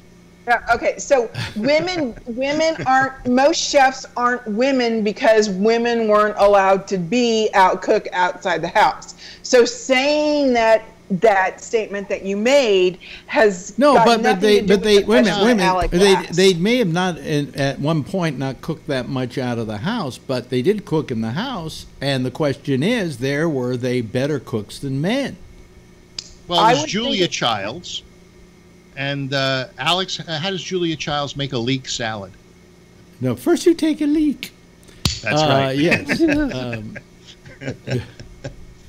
I don't think it makes a difference. I would find it hard pressed to believe that that cooking in any way, shape, or form, and that includes baking and grilling and whatever else you want to put, has a gender bias attached to it. I'll tell you though, I think there is a gender difference, and I'm going to explain a few of the things. The way a woman cooks as opposed to the way a man cooks. Women cook by if it says 1 teaspoon of salt, they measure out 1 teaspoon of salt, whereas a male cook never measures out salt. He simply puts it in, what he thinks is the proper amount, and then he tastes it to see if it's any good, and if it isn't, he adds a little more salt, or he adds a little more pepper, or he adds a little more of this. Guys are far more loose about how they do a menu, how they do a recipe. Kevin, did you find that true when you're winning pretzel buns? I would Is that say, how you bake? Because my wife was all over me because it was humid, and she was telling me, she kept saying, that the bread's going to rise weird, it's going to be stickier, it's going to be this, and I'm going, well, what difference does it make? And she said, well, it's going to be a different texture and this and that and the other thing, and I'm going, well, I don't know, because it's never been any different before when I made it. So if it's going to be different, I'm not going to know what's different. I think altitude. If it happens, it happens, and if it doesn't, it doesn't. I'm just going to go with it. Kevin, isn't it the water and the altitude that has to do with how the bread rises? So, for instance, if you try to cook something at Lake Tahoe, where you're at 8,000 or 5,000 feet elevation, it's different than when you're at sea level. Yeah, but we're talking, I was at 800 feet or whatever we are here. He wasn't talking about humidity. He was actually talking, or he wasn't talking about altitude. He was talking about the actual weather. Yeah, it just happened to be raining that day. Right. But what I said was that those things will affect. Yeah, because that affects boiling and all that other stuff. Right. Yeah. But I don't think the humidity is going to affect it because it's in an oven. What kind of humidity can you have? Yeah, well, it might affect rising. I don't know. But it's true, you have to but it's a little bit looser. I feel like I'm a little bit looser. I won't stick to exact amounts of salt and that sort of thing. If it goes a little bit over, I don't worry about it. If it goes a little bit under, all right, I'll put a little bit more in. I don't think this is a male or female. I'm not that close. I think it might have something to do with the level of experience. I think men as chefs are more experimental than most women in cooking. They're more precise. Women are more precise in how they stick to a recipe. I very seldom. Michelin rating. I will look at a recipe, to see what has to go in there, and then it'll say put in so much of this, and I go, nah, I'm going to put more of this in, or I'm going to put less of that in, and not really follow the actual measurement thing. And when you're pouring the vanilla, you let stuff run over the edge. You don't care. Yeah, exactly. And if there's too much, there's always a way you can water it down, or there's always a way you can make more. At least that's the way I work. But I find, like when I make a beef bourguignon, for instance, I put far more wine in it than it says. Yeah, exactly. That's always fun. And I add far more mushrooms than I'm supposed to, and a lot of pearl onions, and I don't sit there and go, it says use 1 can of this, or 1 can of that, or a can of tomato paste. Hell, I put in double the tomato paste. Well, when it comes to garlic, I'll dump a couple extra cloves in automatically. But says the person that lives next door to Gilroy. Yeah, exactly. we got extra around here. Let's throw it in. I just looked up the best meal I've ever had. I had at this restaurant called Louis the 15th, and it had 3 Michelin stars. What's the most amount of Michelin stars you can get? I think it's been 5. I think it's 5. I think very rare. Yeah. Very rare. Yeah, this guy's got restaurants all over the world. Is Alan Ducasse. And, okay. So here's the deal about Michelin restaurants. As a matter of fact, a Michelin restaurant gave back their Michelin star rating. With Michelin restaurants, you have to make a preset course of meals, and it has to be made precisely so that it can be replicated over the entire year, those exact same ingredients at that exact same flavor at those exact same tastes. That's how you win a Michelin star. And that's those like McDonald's? No. McDonald's should win by that. Yeah. Those people don't fuck without doing their measuring. They don't say, oh, a little splash of vanilla extra. No, they don't do that, because those meals have to be precise, because they have to taste a particular way. So those chefs are different from I think you're wrong about the way I think you're follow wrong. the recipe. I think you're wrong about the way Michelin judges that. Yeah, I'm not sure how they do. I think they go by the quality of the meal, the unusual quality of the meal, the experimentation, the how different it is. They go for a lot of things, and how much each meal tastes like a tire. So And what happens if you use Pirellis? If you use Pirellis, you immediately get disqualified. Okay, so I'm using Wikipedia, and every time I use Wikipedia, I have to tell you that I'm using Wikipedia. Why? Because anybody can write Wikipedia just shit. fake it. Just fake it and seem smart. Yeah, no. Yeah. I don't care. I don't keep this in my head that much. Yeah. 3 stars is all I'm seeing. Is their highest rating is the 3rd really? star? Oh, okay. Really? Yeah. Yeah, this place was called Louis the 15th. It's at the Hotel du Paris in Monaco. And it was spectacular. And, of course, my kids didn't want to eat much of anything, But, it came out, well, we don't like this, we don't like that. It was unbelievable.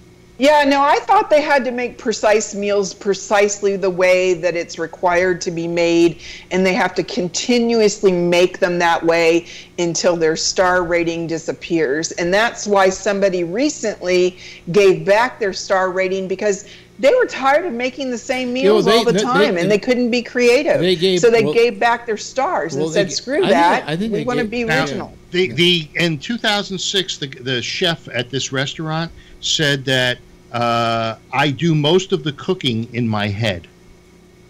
That was his quote. This Alan Ducasse. Because it says that it was a 5-star restaurant and a 3-star Michelin. They removed the star. Michelin removed the star from Louis the 15th. Says I do most of the cooking in my head.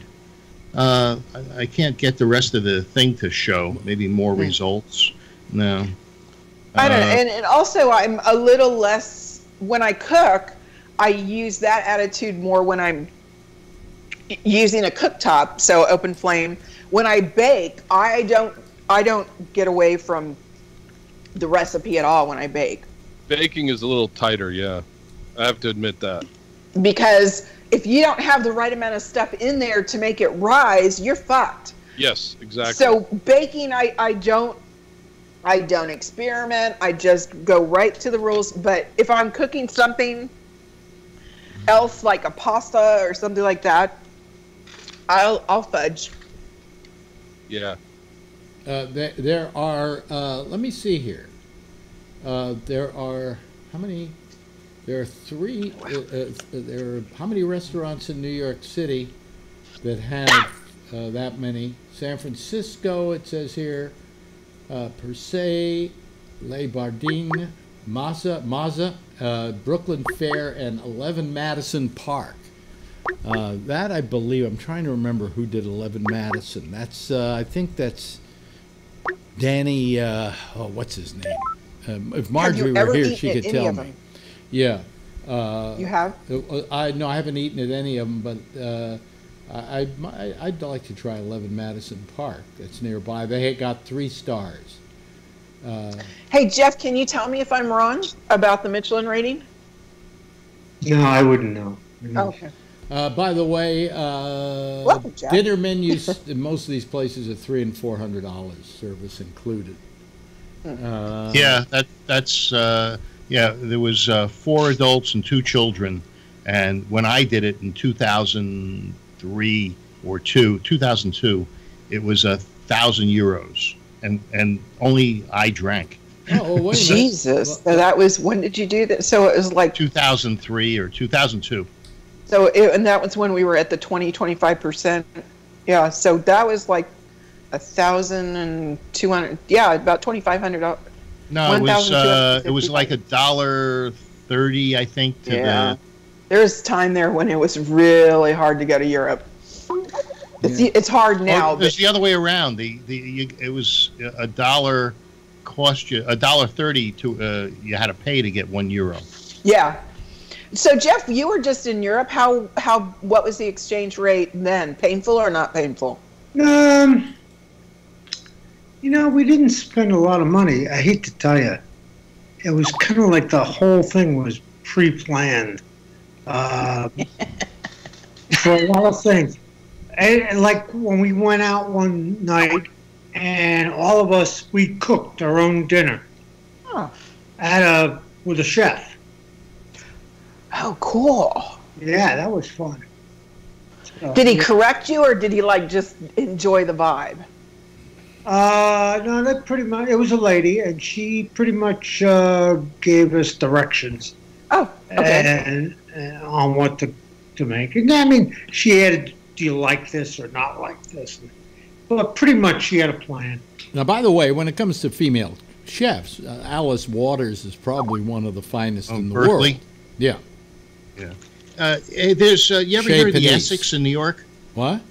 The Essex? Never heard of it. Yeah, we've all heard of the Essex. It's a big Essex House. The Essex House. Oh, the Essex House. It's a hotel. It's a hotel. This Alan Ducasse has a 3-star restaurant there in New York, 155 West 58th. Oh, crap. Well, Renee, the next time you come to New York, you can take me out to dinner on one of those places. Sure. Can I take your wife too, though? Sure. Excellent. All right. Sure, she would do that for sure. Cool. The Essex House Restaurant. Let me see here. Alan Ducasse at the Essex House. Yeah. Well, and you're also assuming that there's no female sous chefs at these 3-star restaurants? Really? How's that possible? How is there no female sous chefs under the sky? Oh, and did you see Brett Kavanaugh hired a whole bunch of women, and one of them is probably Zena Bash? Dina Bash? I think it's Dana Bash or Dina. Bash. Isn't she a commentator? No, you're getting the two mixed up yet again. Oh. And I think the problem is I think the TV person is a blonde, but the Bash person we're talking about is a long-haired, dark-haired, dark hair. So the only way you're going to have to remember it that way. Yes, it did work. Thank you. Okay. You see here. Doesn't say anything about 3 stars for the Essex House. Yeah, it's well, I'm looking at an article here. It shows all his restaurants, and he has one at the Essex House on. But that doesn't mean it's a 3-star. Oh, it says it's 3 stars in this article. And this is from the Independent in the UK. So, Jeff, you were there when the bridge crashed. Is that correct? Yeah. But he wasn't in that part of the country. country. I was way on the other end of Italy. Right. Can you what do you remember? It's because we have a lot of bridges built in 1960 in this country. Yes, we build lots of bridges, but we do a pretty good job. They decided that they could save a lot of money. and so the materials were inappropriate. And I think a lot of people were getting the money instead of getting the steel. What's happening here, Brian? Are you sending pictures out to people? Oh, Kevin put his buns. Check out on my Skype. buns, baby. Wait a minute. Let me see here. Kevin's Let's do buns this. are on Skype. Let's Everybody do that, click folks. on the chat. Well, there's Kevin showing our citizen. Yeah, in the panel. bottom left-hand corner of the chat of the Skype, you'll have a little box with the script on it, and if you click on that, you can see Kevin's buns. Award-winning buns, right? Is that your ribbon? Best in show. Wait a minute. Oh, there they are, folks. Yep, there it is. Oh, yeah. Yeah, there they. I get those at Whole Foods. Congratulations. Not those, baby. Yep, those are my buns. There are his buns, folks. Boy, those look nice. Yeah, they look really nice. But those aren't pretzel buns, though, are they? Hamburger buns? Yeah. Those are they're about that size. Those are pretzel buns. I like throwing brisket on them. Oh, Alex, brisket. I sent you the article on that restaurant. Yeah. Brisket would be really good on those. Yeah. Hamburgers are good on those. What's the calorie count on one of those bad boys, though? You don't want to know. No idea. God damn it. All right, well, figure that one out because real people eat carbs too. Yeah, I got to take 2 glipizides to eat one of those things. Yeah, I think you do. But they look great. And did you sprinkle? Is that crushed salt? And did you go with the Himalaya pink salt, or did It's you go with actually sea salt? Yes, just sea salt. Okay.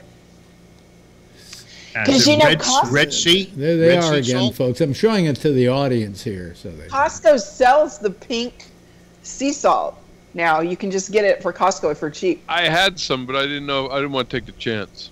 Oh, good I idea. want I to use thought maybe the old masculine ladies sea would get salt. mad and throw me out. There I you want go. masculine sea salt. None of this pink stuff.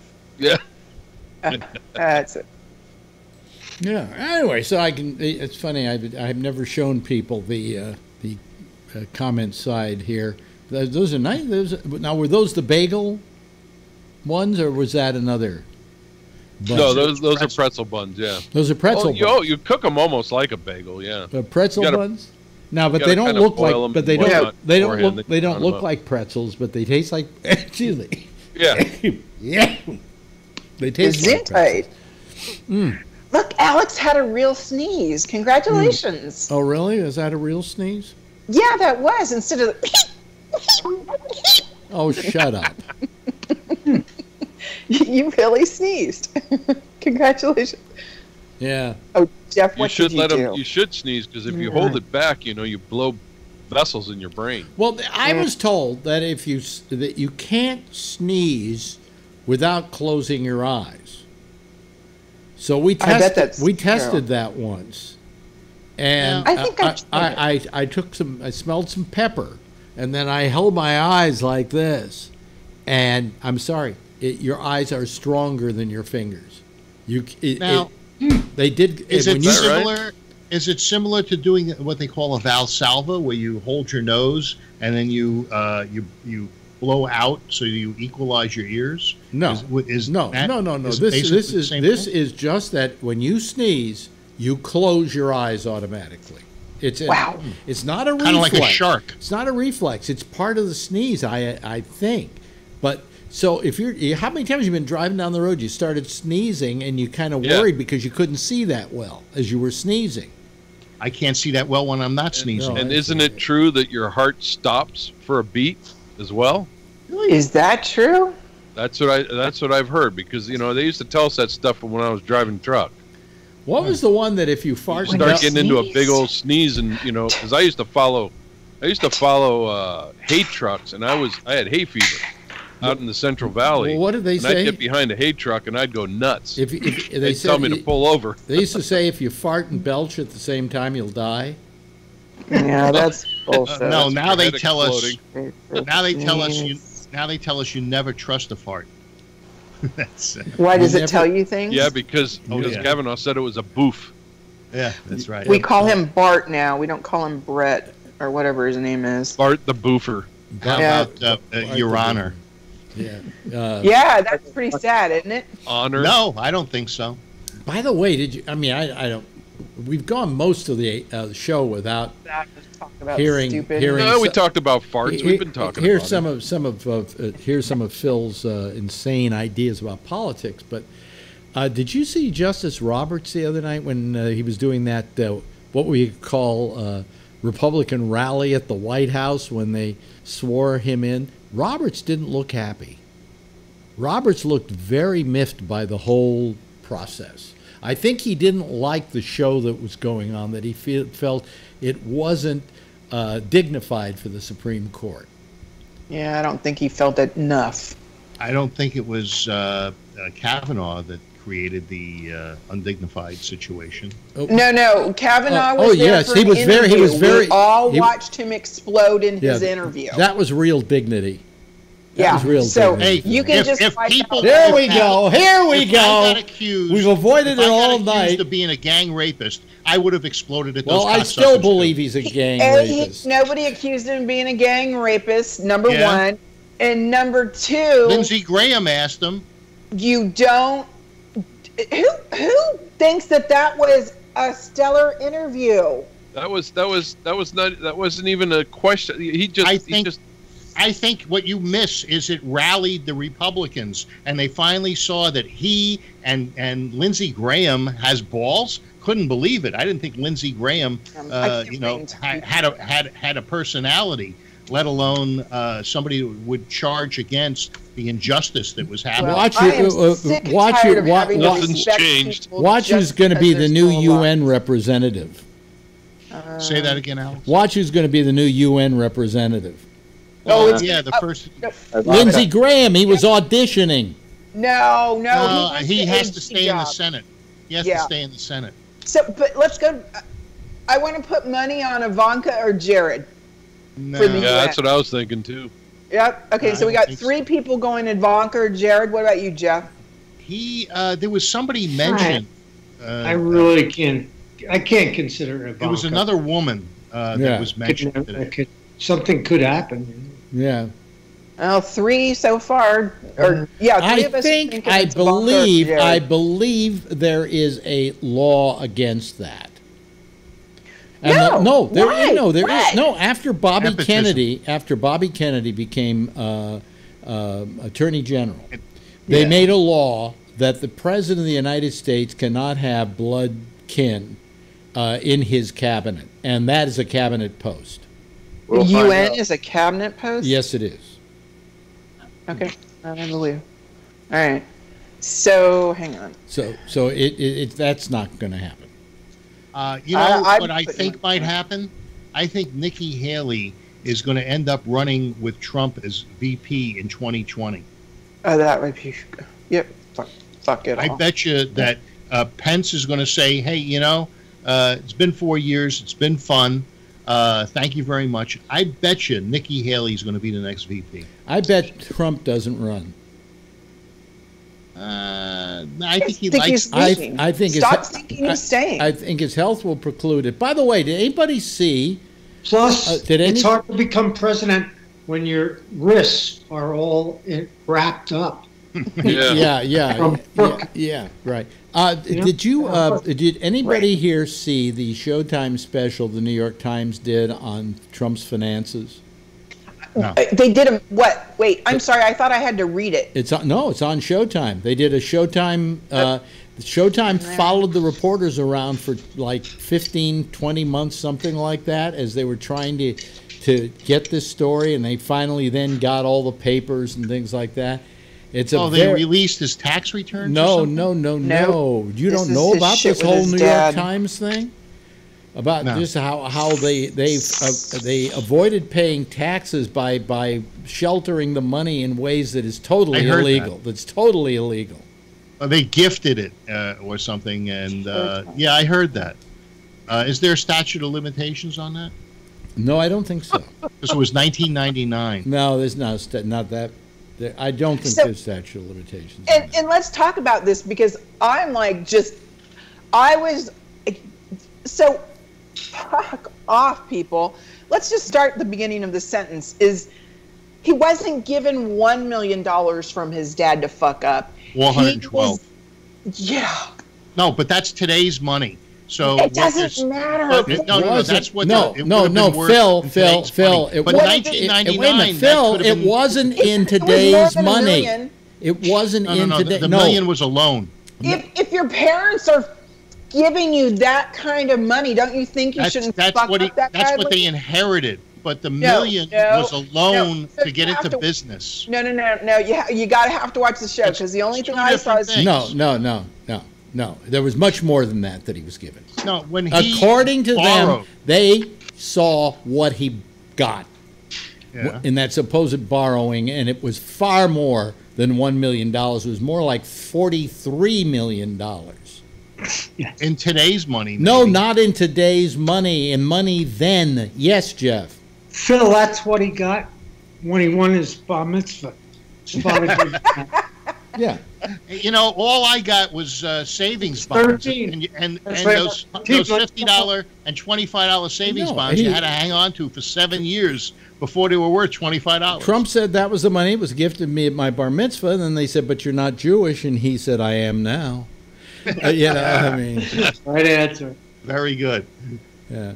No, go watch the documentary, Phil. It's on Showtime. I know you don't want to, but go watch it. It shows how it shows how they did a bunch of funneling of the money to there was a corporation. But this is the failing New York Times. Here's Trump and his brother and sister had a company, and I can't remember the name of it now.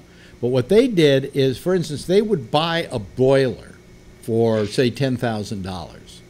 And they would sell it to their father for $40,000.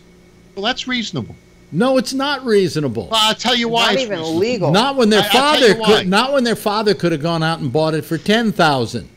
There are people that Taking the build loss. homes, and they buy a carpet company because they use a lot of carpet. So as a carpet company, you can buy from the mill wholesale. If you're building the home, you cannot buy from the mill wholesale. You have to be a dealer. Get him, Jeff. All I'm saying is his father could have gone Get him, directly Jeff. to the boiler company and bought it, but it was a take method. It was money and not pay the taxes. Yeah. Well, how do you know he didn't pay the taxes? He didn't. Maybe he had a lot of expenses. He didn't.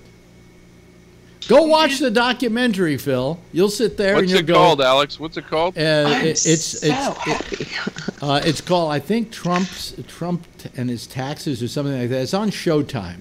You can't Just miss look it. for the I'm so lying happy that New I York didn't have Times. to read all of that stuff. So thank you very much for telling us. Yeah, Because supposedly. I did not want to slug Supposedly, through that shit. It was. I want to see it. It was 40 pages that they printed.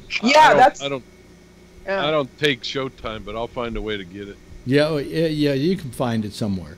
It's Hey, really. I very have a good. secret. What? So you know how we're up on YouTube often, and they've been telling us about look at us, it's YouTube TV. Come over here and look at us. Yeah. Look at us. Well, guess what I get to see? I get to see every baseball game that's being broadcast, and that means that I paid MLB $139 to not see one Giants game all year. I'll be paying YouTube $35 to see almost everything. Is that the YouTube Red or something? Yep. So what it is it's those all of the contracts, and I'm going to get in trouble because once they figure out that this isn't how it goes. So YouTube is showing me all of the MLB games. YouTube is showing me all of the football games. I've heard that. Yeah, I've heard that with the football too. Alex, now when you're blacked out in an area for a sports game or something like that, with this VPN, can I say that I'm in Canada or Mexico and then get the game that's blacked out? Yes. What I'm saying is you don't need to. Go do the free trial on YouTube TV and see if you can't get that sporting event that you were trying to figure out. Because all of my the bulk of the sporting events here for West Coast are all blacked out. But once I started that trial offer with YouTube, I just go on YouTube and I can see all the baseball games, all the football games. Well, I already spent the 90. I spent $99 Well, wait a minute, Kevin. Kevin, Listen to Kevin. Kevin has a friend who did this. What? Yeah, my cousin cut off Direct TV and does the same thing with football. See, I'm worried they're going to figure out that it's not a contract thing and they're going to yank it. That's why I didn't want to tell anybody. You have a VPN? I don't need one. No, you It's don't need it. YouTube. You just turn it on and it's there. Go to YouTube and then click on where it says do your free trial for YouTube TV. I already did the free trial. They got me with Karate Kid. Oh, okay. So go up and look for a particular sporting event and put it in there and see if you can't find So it. But do you get the hockey games? well, I do now. If you get the hockey games, I'm sold. Time to stand. You should, because every restricted shit that I was getting black screen for, I can see it on YouTube Okay, TV. stop talking now. Stop talking. Okay, I'm sorry. He's like, I'm there. I'm like, there. So everybody should try. Why would you think that it's not allowed? Why would you think it's not? Why would you think? Because it's too good to be true. Oh. So MLB has contracts with to televise games. I have no idea how YouTube is getting around those contracts to televise those games. Because it's a special service. They're selling the red service. YouTube, what is it, $14 a month? YouTube probably. No, it's YouTube, to begin with, YouTube is Google. Google has more money than God. They probably paid a terrific amount of money to the football league and to the baseball people and said, we want to carry all your games. Shit, then everybody should know this. Go to YouTube television and you don't have any more blacked out games. Well, I would imagine they're paying for them, and I imagine they have the bucks to pay for it. You know, how much could they... That's their sell point nowadays. That's what all these guys are doing. The YouTubes and the Rokus and all that are all saying cut the cord with these satellites and cables. Well, and but go to these streaming. I'm sure, for instance, I know that they're not paying this much, but if they had to pay baseball, let's say, just for grins, $1 billion, which they're not, okay? Clearly not, but $1 billion or $500,000. Do you know what that is to Google? It's like a piss in the fucking ocean. Yeah, yeah. I don't know. Oh, well, I'm hoping that it's all good. So you heard it here first. You can get your blackouts. Well, that's kind of like the way the cables all started out. They had, free reign. You could do everything, and all of a sudden they slowly started cutting them off and rewriting contracts and everything else. So yeah. Back in the day, I had one of those cable boxes.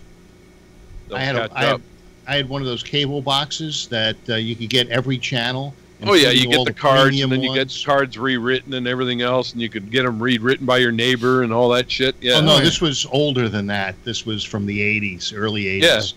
Yeah. And you just had a box, and they did something to the board, and all of a sudden you were able to get every channel known to man. Yeah, you should try it. Everybody try it this weekend on all the wild sporting events. And it would be nice, Alex, if you can get Marjorie to test it with her tennis, because Marjorie's our only tennis tester. I think she's our only tennis person here. I don't think Alex watches many sport events. Well, no, you're not interesting me in YouTube Red at all here. Well, go to movies then. Look up movies. Yeah.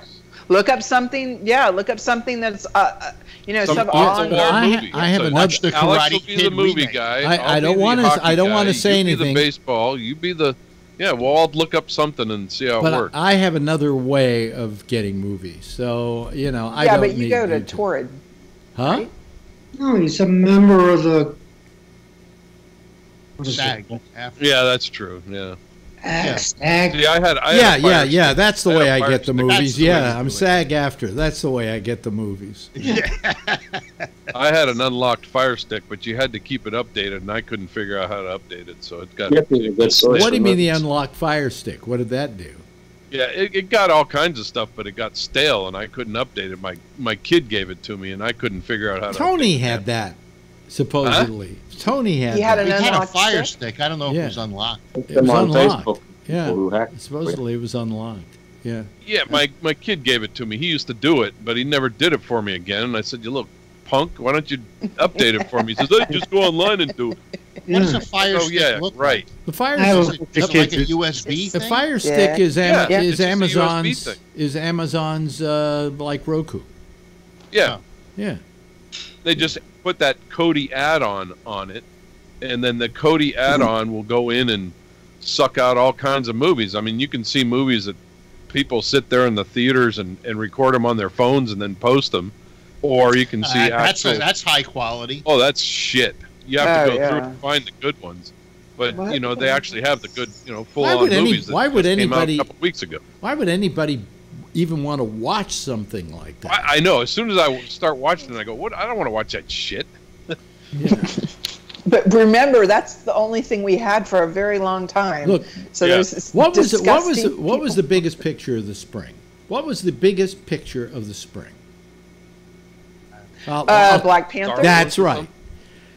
You can go on Netflix and see Black Panther. You can go anywhere of a number of places. I waited for it to come on the big television on TV so I could watch it on the big screen. In a short amount of time, these things were available anyway. So why watch some horrible version of it that somebody did at a movie theater with their iPhone? That's exactly my point. Yeah. Yeah. And most of the time, even on Kodi, most of the time it's a good version. You just got to find which one it is. Kodi? What's Kodi? It's that add-on that they put on the Fire Stick. Well, is it an add-on that somebody created? Is that what it is? I think so, yeah. How's that spelled? C-O-D-E-Y? K-O-D-I. Oh, K-O-D-I. I'll have to look that up and see what that's all about. Yeah. You know? And they just it's an add-on they put on the Fire Stick, and it's just like another, Amazon movies or whatever, and you can go into it, and you can pick out all these streaming sources, and pick out movies that were let out last week, and there's a lot of good, clean HD versions on it, but you also run into these phone versions as well. People don't know this offhand, You gotta pick but the fact is that you can on your Roku you can get porn. How do you do that? Well, because there are certain channels which are not official Roku channels, but if you know the number for them, the code number for them, you can get them to come up on your Roku. Just go online and say porn on Roku, and you'll find a whole bunch of them. Some of them cost money, and some of them are free. But I tested a lot of my channels doing that, where you could go and go see my test channels when I was working on trying to set the whole thing up, so I could see how it looked before I submitted the final version to Roku. So that's what they do with these things, and Roku doesn't mind at all. So it's an open system? What? Roku? It's an open system to a point. In other words, if I, let's say, want to create a Roku channel of my own, I can get a what do you call it? It's a code number, right? And then I can just put that into my